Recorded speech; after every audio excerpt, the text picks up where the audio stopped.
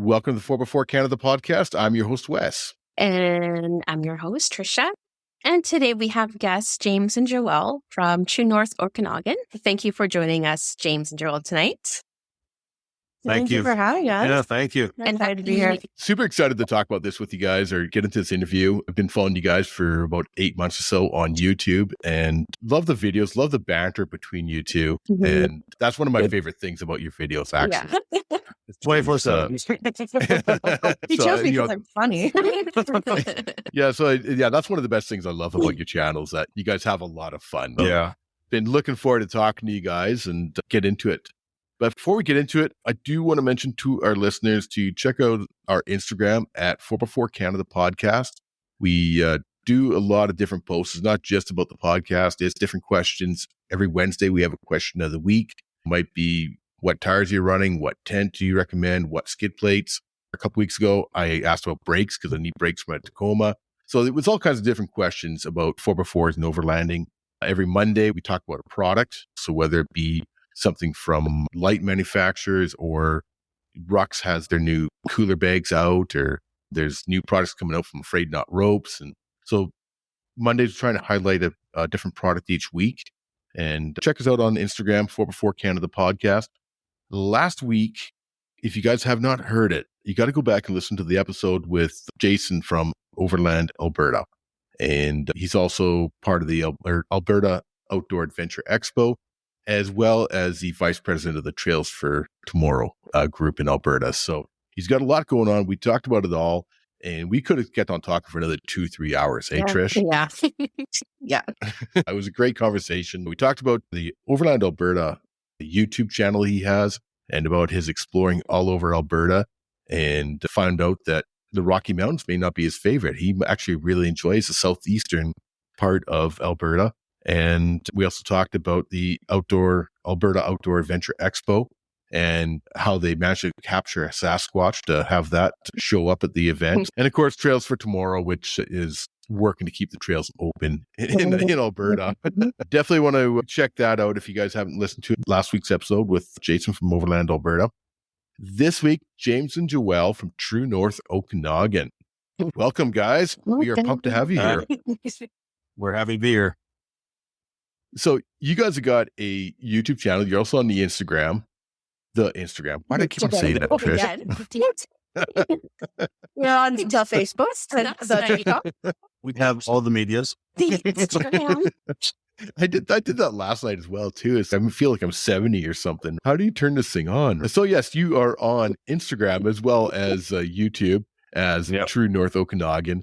And I know you guys are, exploring all over the Okanagan and the interior of BC in your Jeeps. I got to say, as I mentioned earlier, I love your channel. You're just a couple out exploring and having fun, and just the banter between you guys and the laughter and that just makes me laugh, and you guys are enjoying life. I love your channel. Thank you. Yeah, we were hoping that it wasn't just like us having fun, that it wasn't like an inside joke kind of. The entire video is just a giant inside joke, and people are like, nope.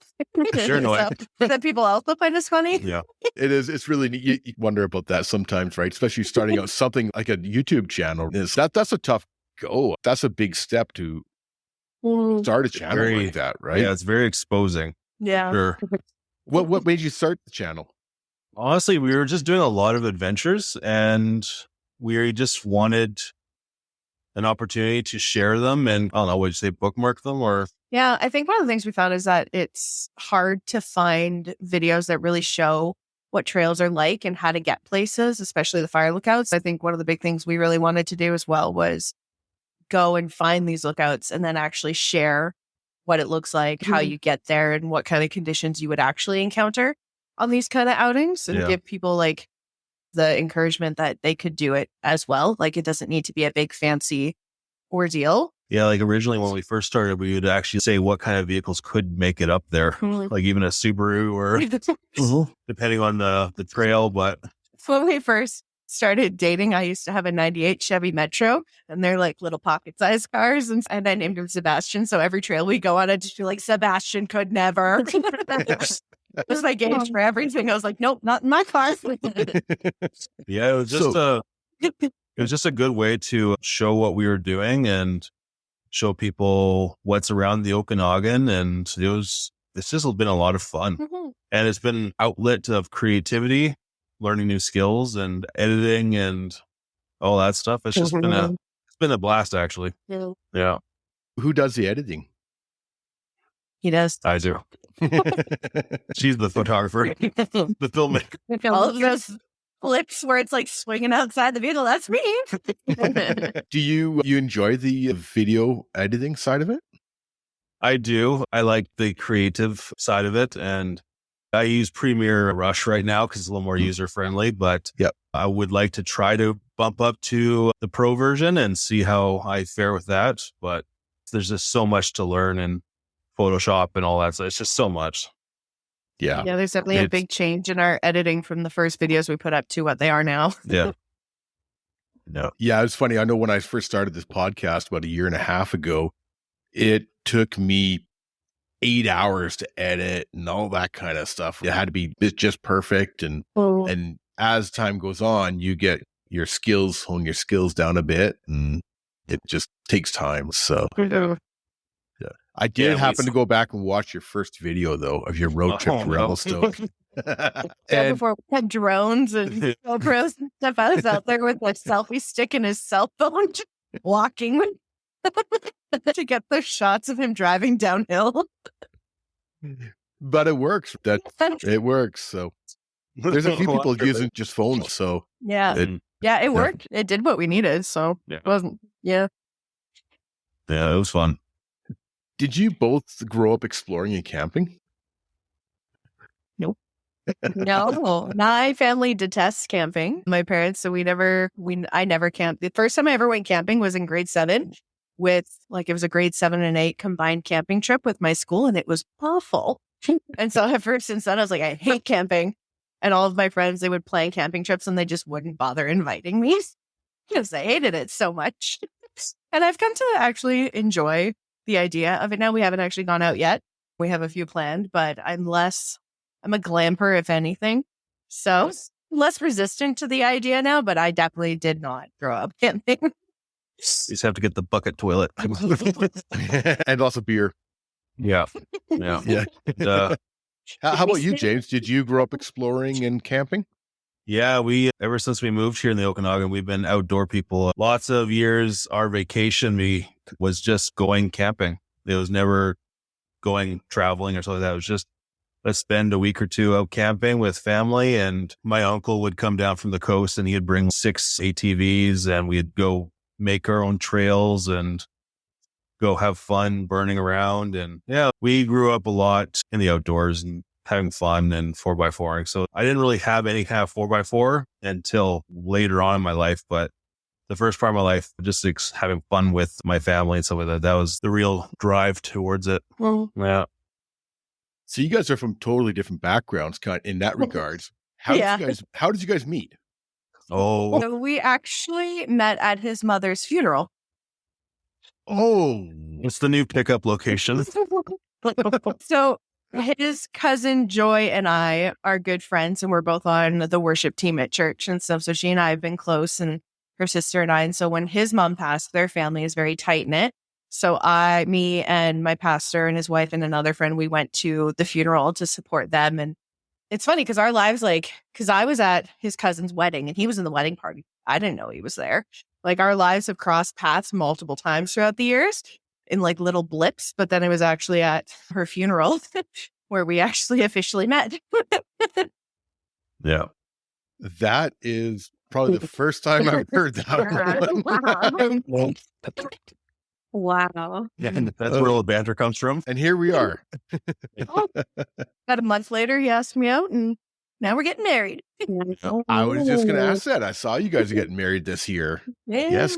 Congratulations. Thank you. How's everything coming along? Good. We've got all the big stuff booked, like the venue and photographer, videographer, and all that. Just booked our honeymoon. Where are you going? Yeah. But it's Disney World. I love that. Yes. I've never been to either. So I'm like, that's all I want. The running up was going to Yellowstone or something like that. But Disney World. Disney World. Yeah, so we got all the big stuff booked, but we're in this awkward window where it's too early for a lot of things. So right now, and then with the cross Canada trip and the house buying and everything, it's actually like just sitting on the back burner right now.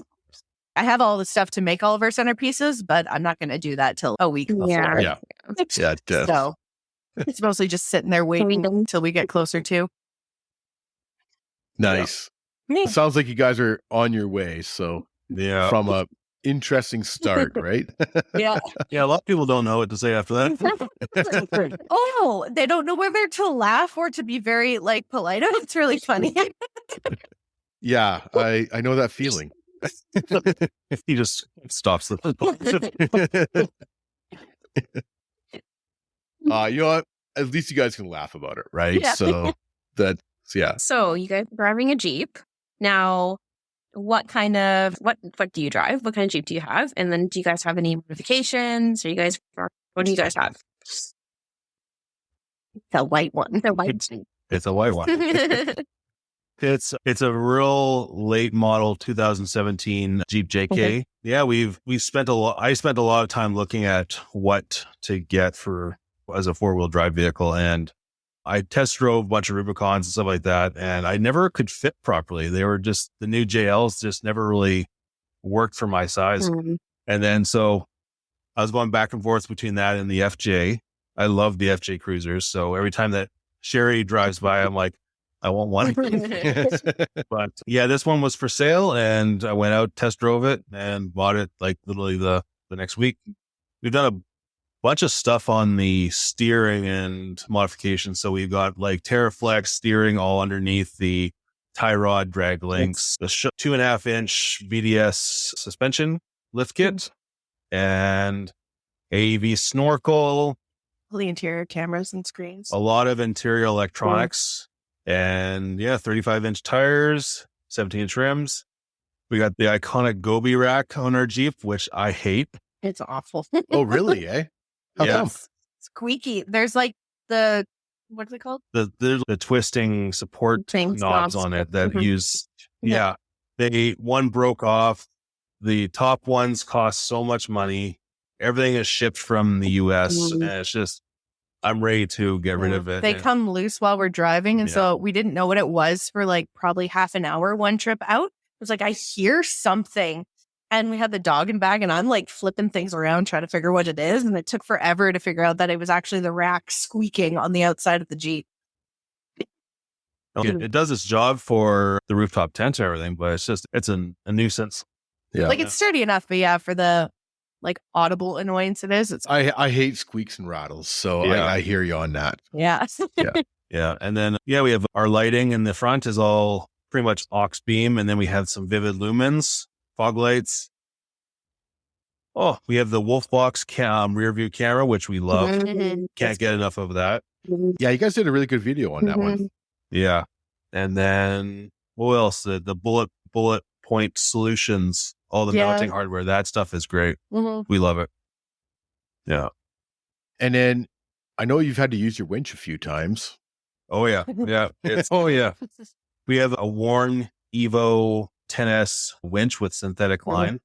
That was probably one of the first purchases I made, because when I first got my Jeep, I was very new and independent off-road. So didn't really know anyone who had vehicles like us. So when I was going off-road by myself, it was a necessity for sure. Yeah. And definitely learned how to use it. Yeah. First time we ever got stuck though was nose first into something, so Yeah. we couldn't even use it. Yeah. It's Murphy's Law. Yeah, it's either nose first into the snowbank, or it's Too far away. the back end is pushed up against trees and you can't get any of your gear. And then YouTube just roasts you. Yeah. Yeah, you good old YouTube comments. Yeah. So Yeah. Never forgotten a tree saver though. No, Make sure that we let people know. we have it. Look, it's right here. So that's basically the Jeep. You guys have been out exploring quite a bit, and we mentioned how you've been using the winch, and you guys definitely used it in the snow quite a bit here. Yeah. Yeah. We're quite new to the snow for sure. It's its own beast altogether, Yeah. and its own dangers. Absolutely. Yeah. Yeah. Do you prefer winter wheeling or summer wheeling or fall? We definitely have decided that until we get a lot of upgrades, snow is not going to be an option for us anymore. Our last video where we cut it, there's a whole segment that happened after where we got stuck going uphill again, but it had snowed, froze, melted. Like it was just compact layers. Yeah. And so that area where I was standing at, like anytime you stepped off, that's how it was going the whole way. And it was probably the scariest day for us because there were points where the back end was a matter of 1.5 feet from actually going over the edge with James in it. And the only thing that stopped that was the winch. Yeah, I can't say enough about the winch. They're amazing. It's great. So one of the big reasons we actually haven't gone out for a while right now is just because that kind of shook us up a whole lot. Yeah. And waiting for upgrades and waiting for the snow to go because you think it's gone, but it's Kelowna. So the weather changes like that. It's something that I've noticed you guys do go out quite often on your own. Yeah, wintertime wheeling on your own can be definitely dangerous and triggering. So I totally get that for sure. Yeah. Thankfully, the area we were in, it was a Forest Service road and there was we were never without cell service for there. It's like a very common camping area in the summer and there was homes. So we at least were around where help would have been able to find relatively soon. And help did come along. Some snowmobilers came and helped us put chains on, which was great. But yeah, definitely gave us a bit of a reality check because we're always pretty cautious when we go up to things. And James especially is very we don't just go up foolhardily, but it definitely showed us a lot of areas where we don't know what we don't know. So it's our first season. So. Yeah. I'll be honest with you. I'm not a huge fan of snow wheeling. The only time I enjoy wheeling the snow is hopping in with my buddies in their 40s and 50s and stuff like that and going up in the powder. But wheeling in my Tacoma with 33s or other guys with 33s or 35s, it's not really my cup of tea, I guess. Plus, I'm old and fat and lazy and I don't like winter. So I hate winter. Yeah. One of my biggest things is I hate snow. I haven't liked snow for most of my life. And he's always been like, but it's so pretty and it's fun. And then after that day, snow can die. And then a couple of days later, I was ready to go out. Yeah. That's how it works. I know. So tell us about your dog. Legacy. Her name's Legacy, by the way. She is what we call a riot puppy because she was actually born on the night of the Vancouver riots where it was Boston versus Vancouver hockey. Yep. Yeah. So she was born that night. So we call her Riot Puppy. And she's really taken the name full throttle. She'll be 14 in June. And so that's exceptionally old for her breed of German Shepherd. Yeah. So she's our little old lady dog. She's fun though. She loves coming out and she's just so content to sit in the backseat and fart. Yes. I've seen that a few times and she loves to fart apparently. Yeah. No, she gets very excited. Her heart is young, but her bowels are old. She always knows when we're getting ready to go somewhere though, and she gets all giddy and jumping around and trying to get close to us and doesn't want us to leave without her. We were actually one of our trips. I think that trip we were going to leave her behind and then she was just so happy and James was like, but we got to take her. I was like, which in the long run, I was happy that I had because I was like, if things did go sideways, I'm like, I have to get this dog off the mountain. Exactly. More motivation. Yeah. Yeah, she's a great dog. We're happy to have as much time as we can with her. Yeah. She's named in honor of James's grandfather who loved German Shepherds. So legacy comes from just continuing that on. Yeah. That's great. That is so nice. So one of the things I think probably the first video I saw of yours was exploring forest fire lookouts. And I know you guys have gone to a lot of the forest fire lookouts in the Okanagan and the interior of British Columbia. What draws you out to those? This is a lot of fun. There's a historical piece to it. There's an adventure piece to it. And it's also just having the destination, right? Mm-hmm. Pursuit of the destination versus when you're going off road and you just travel around. And if you find something cool, you find something cool. But yeah, the first fire lookout we went to was Mara outside Enderby. And that was just amazing. The road up there sucked. It's bumpy as all, but we had no idea what we were getting ourselves into that one. So it was like a pleasant surprise and fear at every turn.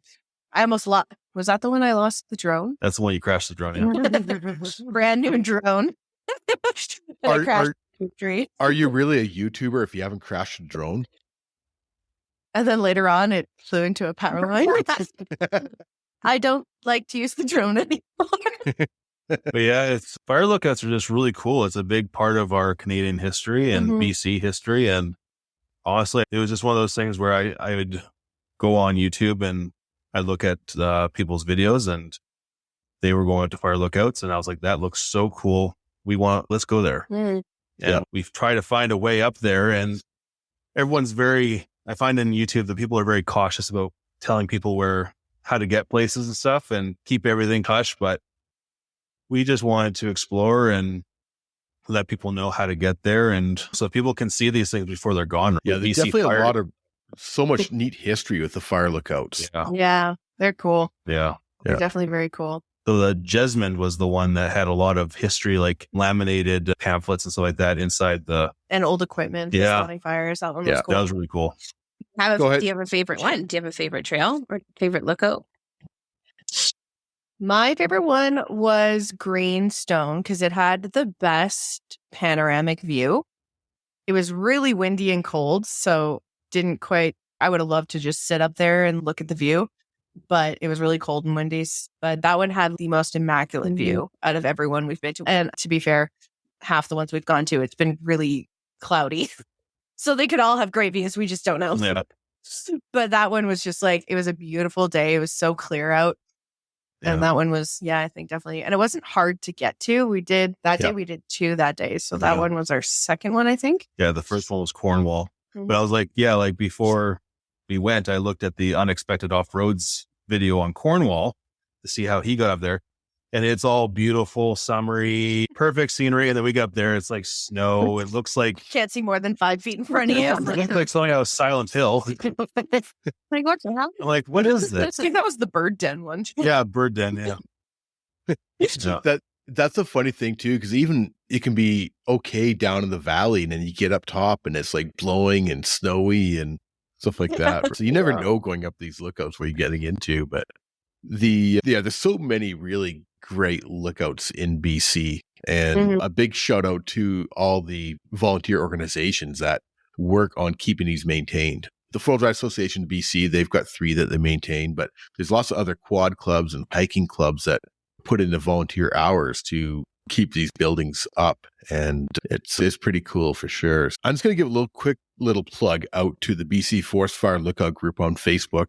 It's a group I started, it's got to be 8 years ago or something like that. And it's really neat if our listeners are into great views and the Forest Fire Lookouts, check it out, the BC Forest Fire Lookout group on Facebook. It's a variety of things of people that are going up and checking out these lookouts, but it also is a lot of people that used to work in these lookouts. And so you start listening to their stories and how it's simple, even things like, I don't know if you guys have noticed, but there's the wires that go around the building. And then you got your lightning rod at the top. There's been a few people that mentioned when they're in the middle of a lightning storm and the lightning hits that lightning rod and then it circles around the building a few times and then it goes down to the ground on one of the other wires. And just stories like that. It's just incredible. That's really cool. That's wild. Yeah. Things I would not want to see in person, but that's so cool. I posted something on the Facebook group, and there was an older gentleman that used to work up at Jesmond, and he was saying how happy he was to see it, photos of it, and to have the little video clip that we posted there. And he was happy to see how well it's maintained so far. Yeah. Yeah. They do a really good job. Or the group that keeps care of that one, they do a wonderful job on that one. It needs a little bit of work, but they all do over time, right? But yeah, huge shout out to those groups but it's really neat. But yeah, Fire Lookouts is just with so much history. There's so much great views and all that. So have you guys been up to Baldy, north of Kamloops yet? No, but we've heard it's really good. Yeah. I have back road map books. Yeah. And I have all the fire lookouts that we wanted to go check out all highlighted. There's looks like 20 of them on there. I looked at him and was like, what is all that? He goes, it's fire lookouts. I was like, oh, okay. How about You're having a busy year. Yeah. It's on the list for sure. Yeah, I usually go up a couple times a year, so I'll let you guys know when we go up. And it's a fun time. There's mines halfway up, so you stop at the mines and go wander into one of the mine shafts and that. And it's pretty cool. Oh, wow. I love it. I love Definitely. coming across mines. Those are so cool. See, and Tricia, we have these things called mountains over here in BC. I heard. So I hear. I know. It's so sad. Yeah, you guys have lots of rocks and good wheeling over there as well too. But what's next on your list for lookouts? Where do you guys want to hit next? We want to really take off and go to the Kootenays. Yeah. There's a bunch of lookouts out there. I don't know how to pronounce their names. I butcher fire lookout names. But I think there's like the Idaho Peak one. Yep. Just outside of Sandon. That's one I want to go see. Yeah, I can't remember the names actually. But yeah. Then going back to doing the ones that we couldn't because of the snow. So like Kathleen. Go back to Panoose. There's also that one. It's like, I think it's called Goat Fire Lookout. Yeah. That's one I wanted to go check out, but there's hiking, which is fun. Not jeeping, it's hiking. My other least favorite activity. Yeah, there's so many cool ones. It's just, especially you get over to like Lavina is the one that I want to hit over by Caslow, I believe it is there, right? Well, yeah. That's one of the ones that the association maintained. But yeah, just incredible views. Did you guys manage to make it to the one that burned down? No, we never got to see that one before it went up. Yeah. Unfortunately, we see a lot of videos. I don't know what it's called, but we see a lot of videos on YouTube about it and people going to revisit it and stuff. But yeah, they'll rebuild it. It's got to get through the red tape and stuff like that. I was in charge of the maintenance for Cornwall for about 4 or 5 years. Oh, wow. That I'm the one that got the 4th Association BC signed up to do the maintenance on it. And because they were going to tear it down. So luckily we ended up getting that, and it still needs lots of work, but you do a little bit each year and you get back, it's better and better. But yeah, there's so many great lookouts over here for sure. So with the fire lookouts, just trying to picture it, and I guess some viewers might not know, but when you're going up in elevation, like some of them are pretty high up, right? Like you're pretty high up in there. Like how much? Yeah, you're up in the Alpine. In the Alpine? Okay. Yeah. So I think Cornwall's like around 6,500 feet, 2,200 meters. And lots of them are higher than that. But yeah, you definitely, most of them are up in the Alpine. Yeah, Mara was pretty high up too. Yeah, Mara is. You're switchbacking the entire way almost. Which and then we see people that are hiking up to it. I'm like, I'm winded just trying to get up these stairs. The air is thin. How did you do this? Don't judge us. Yeah, it's pretty cool, Trish. You know, when you do get out here, we'll take you up and do one of the lookouts because you're up in the Alpine. It's just absolutely gorgeous. So especially if you hit that late June, July, and the flowers are coming out. And, like things that not many people actually see in life. Yeah, it's really cool. Yeah, and then like wildlife too. You get to see all the time, and it's wild up there. Yeah, lots of, it's just, and every trip is different too. I've been to a lot of them multiple times, and every time there's something different out there. And some of them are rough trails, and some of them are easy trails too. But you got some are just bumpy as ever. Well, especially in a Jeep. Yeah, for sure. So let's talk about road trip food. What is your guys' favorite road trip food? It changes up a lot. I have ADHD, so I get obsessed with something. And then when I'm done with it, I'm done with it. So for a while, we were doing bison pepperoni sticks. Nice. We were both like all on board with that. And then just one day we're like, and we're done. And we haven't bought them since. Beef jerky, candy. I really like finding like little coffee shops and stuff. So like when we went out to Revelstoke the last time, there's a cafe we found called La Baguette. And it was like a croissant muffin thing filled with cream, and I'm all about pastries. Pepperoni, cheese stick, like in the cheese buns. Yeah, like the journey to the fire lookout starts just from leaving home. Like we go to these smaller towns that are in our backyard, basically, and we explore the town a little bit, and we see what's around, and we find cool things, and then we eventually head out to the trails. So there's always something different. It's really cool. Yeah. We leave really early, so we usually get like A&W or something for breakfast at 7 a.m. Or then there's just the giant pound of lunch meat and Oh, yeah, the church. cranberry sausage. Trail sandwiches. Yeah, we usually just grab things on the go. Yeah. Yeah. That's one of the neat things about traveling, I find too, as well. You find these little, in Cache Creek, there's this little taco stand with the Mexicans that are working the ranch there. And Clinton's got a great little coffee shop as well too. There's just so many of these neat little hidden away places. So Yeah. What about you, Trisha? What's your go-to food when you're traveling? So on the trail, I bring a lot of snacks. And the reason why is that because sometimes I'm guiding. So if I'm guiding and I have a group, I bring like extra stuff for other people. But definitely beef jerky, nice. pepperoni sticks, and like I do like a charcuterie. Cheese and like candy and like all the dried stuff. I bring like my barbecue. So I have, oh my gosh, what brand is it now? I can't think of it. Anyways, I have I have my tailgate. I put my tailgate table down and then I have my barbecue. So I'll do sausages or hot dogs for the group or just if it's just us, and make hot chocolate on a cold day. Like in the fall, if we do fall runs, I like to do hot chocolate there too on the stovetop. So that's nice. That's cool. So yeah, I'm pretty much, and then when I'm actually wheeling, I'm eating at the same time. We never stop making sandwiches as he's driving. We do a lot of gas station food, I think. Yeah, I have found some friends took pictures of me just like eating while I'm like yelling out the window or just driving. I'm a chips guy now. I'm trying to eat better when I'm on the road, but a lot of times I'm in the vehicle by myself, and so I get bored. So, okay, I'll bring an apple with me, but also stop at the store and get chips and eat that instead. Like, that's just wanting to show the apple what it's like out in the world.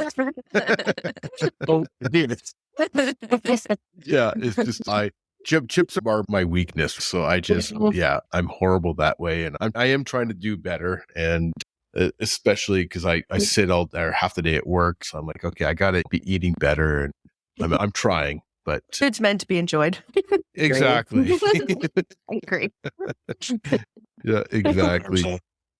Did you guys see the video I did of the pineapple that I cooked over the campfire? No. It was nice. Oh, I'll send it to you. Yeah. What we did was we're actually in Falkland at the end of March there camping, and put a pineapple whole, didn't skin it or anything like that, just put it right into the coals and kept on turning it. And then as we eventually got soft all the way around, we did it on a Friday night, and Saturday night worked out better. We kept it in the coals a little bit longer. So it comes out all black because the skin's burned, right? But we cut off all the skin and then sliced it and put it onto my grill and put a little bit of brown sugar on there just to sear it a little bit with the brown sugar. Wow.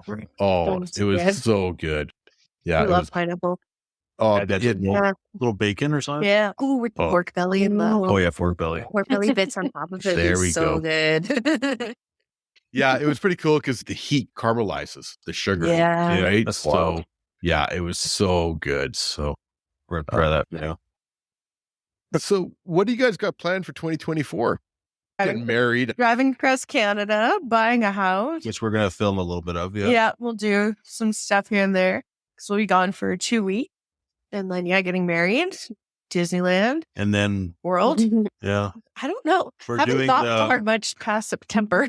we've been invited to do the whipshaw. Oh, yeah. Nice. Yeah. Have you done it before? No. Oh. Yep. Don't you know where it is? It's somewhere I think it's somewhere inside the Coquihalla area.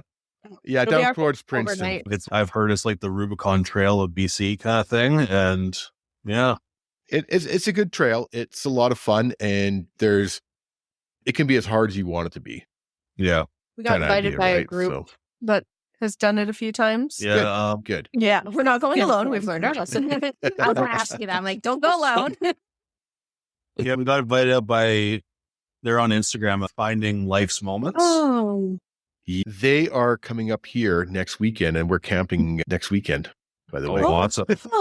Yeah. They're a great couple. Yeah, really nice people. so we're excited for that. It'll be our first overnight off-roading trip. We haven't Yeah. done one before, so We'll have one earlier though. oh yeah. Yeah, you got to do it and get things figured out first. So we don't have a kitchen in the back. We don't have no fancy drawer systems. We just throw it in the back and hope the dog doesn't eat it.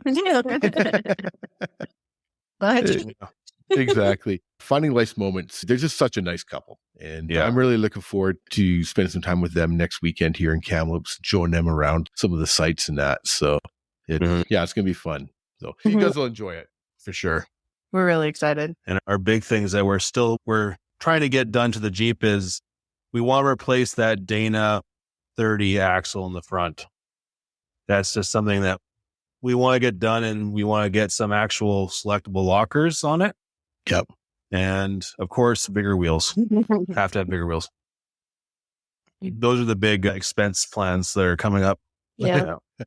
Besides the wedding and buying a house Canada. And getting the house all rearranged. Yeah.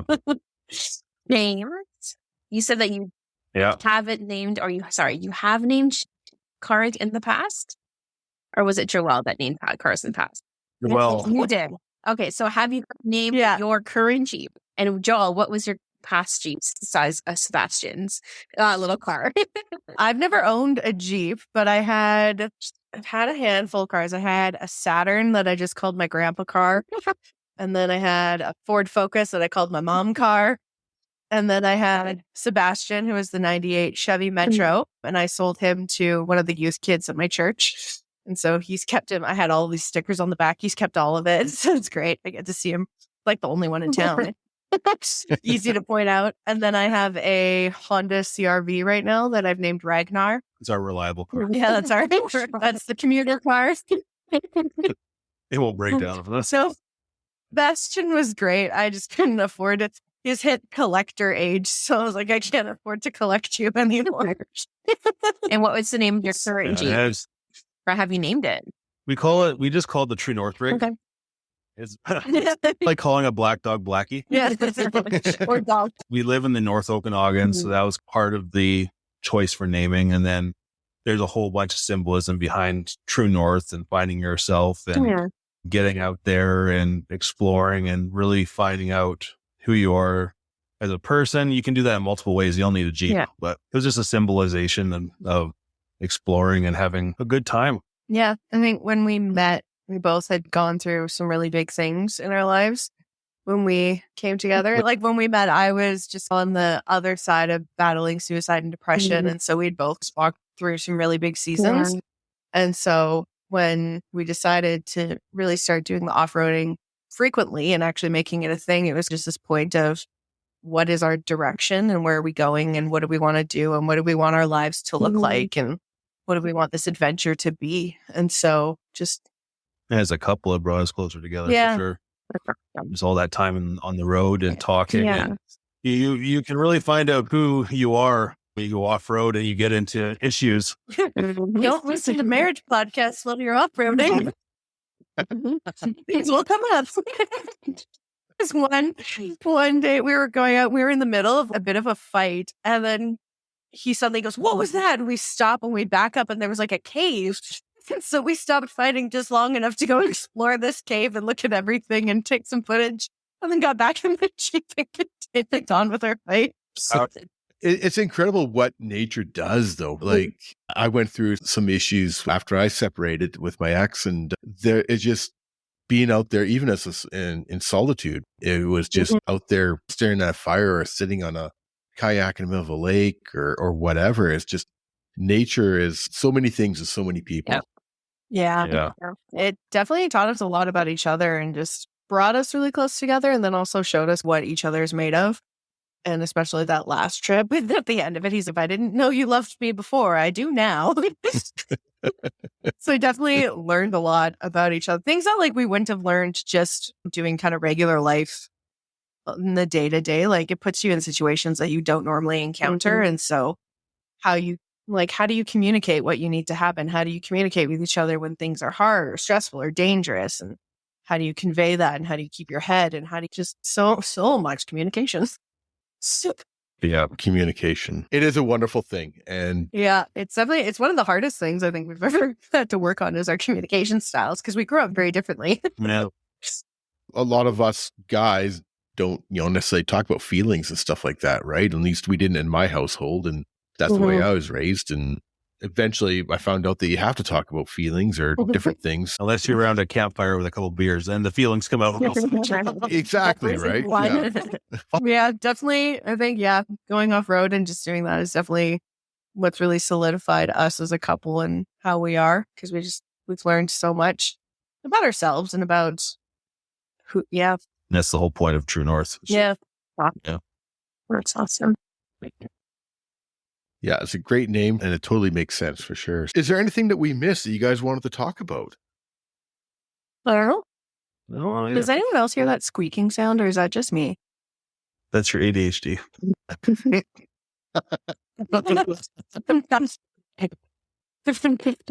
No, we're new to the game. We're new to exploring and stuff. And if we can do a little plug for our channel, that'd be great.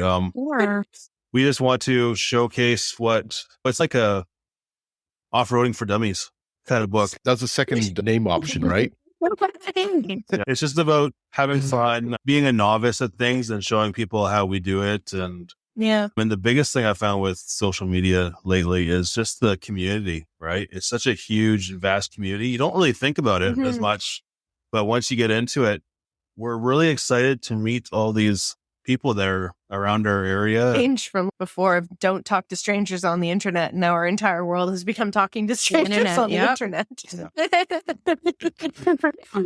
Yeah, we're really excited to see what comes about in the new year. That is one, I agree 100% with you guys, because the four-wheel drive or the overland community or whatever you want to call it, it is huge. And that's what it's all about, is community. And we hear a lot of our guests say that. And I've got friends that I've been friends with 20 years, and we're still friends. We started with 4x4 and industry, or, going camping and wheeling, and they're still friends these days. So it's definitely neat. It doesn't matter what you drive.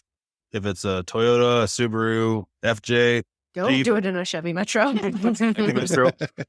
It's just about the community. It's just getting out there and having fun. Yep.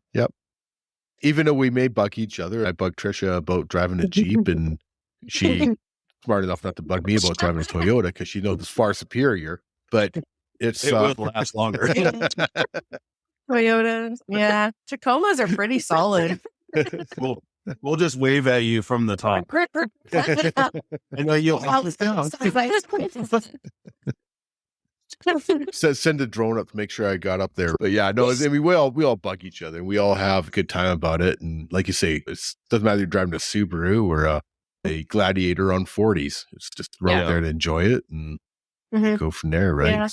I think that's the biggest thing, is like the trails are for everyone. Like, it's not a elite thing. It's not a secluded thing. Like, everyone's entitled to it, and everyone's allowed to enjoy it respectfully. And just, it's not a closed community. I think that's what I liked when we started doing this. What I found is that it's a very open and inviting place where people are just eager to bring you in and show you and talk to you and share advice. People just want to help.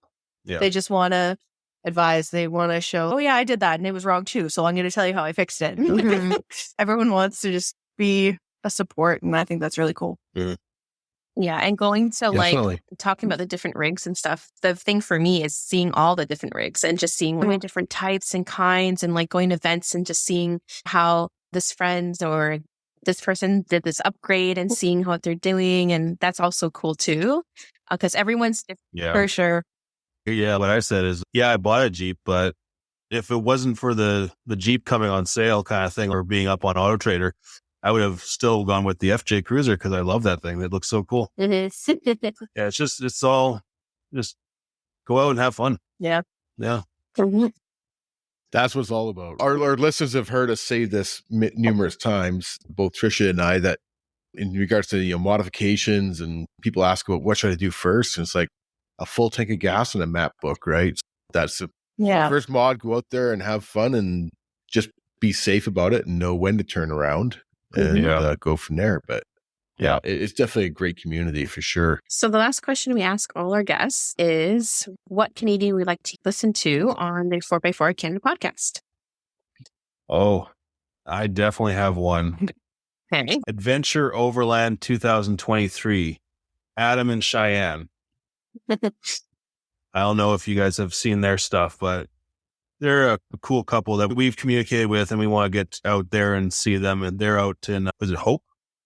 Oh, Hope. I think. But yeah, they're starting they have a really cool adventure, like mining channel they have, and then they switched into the overlanding crowd kind of thing. And they all have GMCs, so it's a different vehicle altogether, and it's really cool to see what they can do with it. Yeah, they'd be a cool couple to talk to. Definitely. I know who you're talking about. And yeah, we'll definitely add them onto the list for sure. Cause I have seen some of their videos and that. So once again, we are talking with James and Joelle from True North Okanagan. You can check them out on YouTube. They got a lot of great videos. As you can see, or as you've heard in this episode, they have a great relationship and they have a little bit of good banter going back and forth. And that carries over into their videos. And I personally really enjoyed watching their videos just because it is something different. It's not just all cinematic or it's all hardcore wheeling or whatever. It's just real people doing real shit, and including real life. And I do appreciate you guys showing that you are new and you can definitely learn from your mistakes. Definitely love watching your videos. I always enjoy them. Thank you. It's awesome. But yeah, check them out on YouTube as well as on Instagram, and look forward to spending a bit of time with you guys together this summer. So once again, I really love you guys coming on. Thanks again, James and Joelle, and True North Okanagan on YouTube. You guys got to check them out. Yeah, thank you. Thank you so much. It's been great. It's been a blast.